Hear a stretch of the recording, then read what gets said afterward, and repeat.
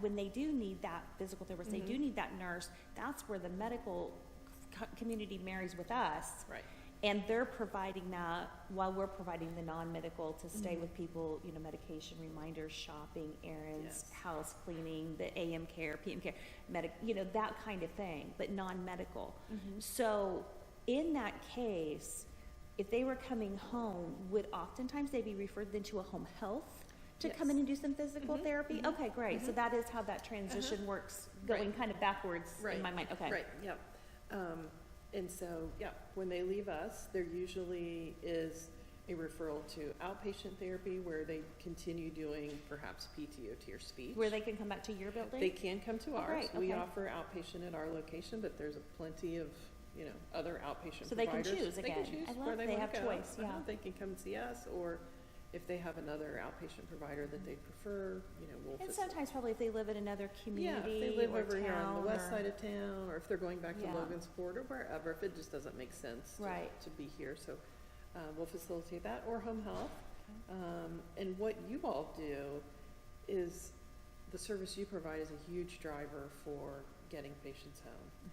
You know, a lot of times we see that, you know, we can't go home and be left alone because families are working. Our Yeah. patient population is average age is 72.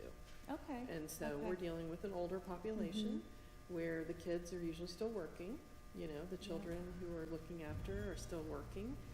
And so they need some assistance at home. They can't be left alone 24 hours, or they have, you know, things they need help with at home. And so we partner with Homecare by Design, with the home health agencies, with assisted living and the memory care, everybody in town. We work together.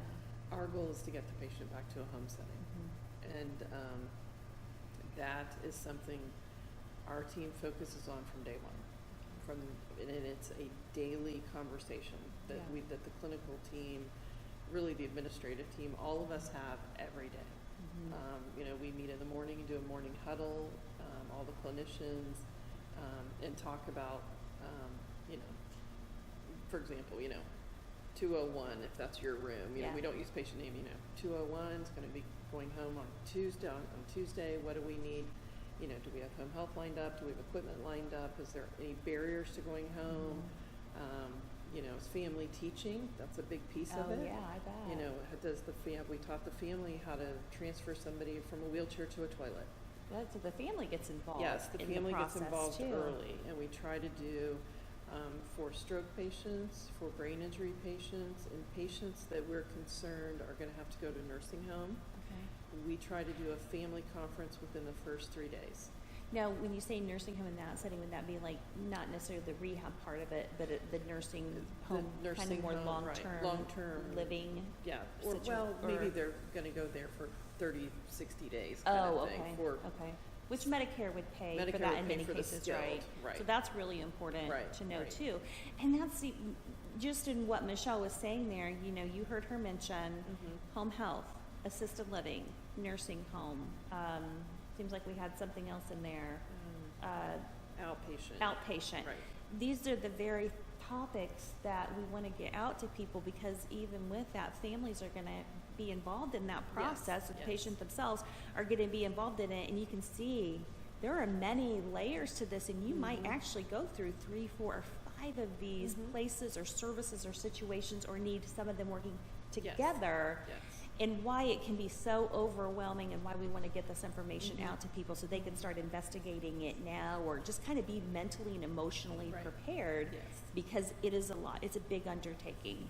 It is. And we have case managers to assist families with this. We have 2 case managers, and their role is to be the liaison between the family and patient and the clinicians team.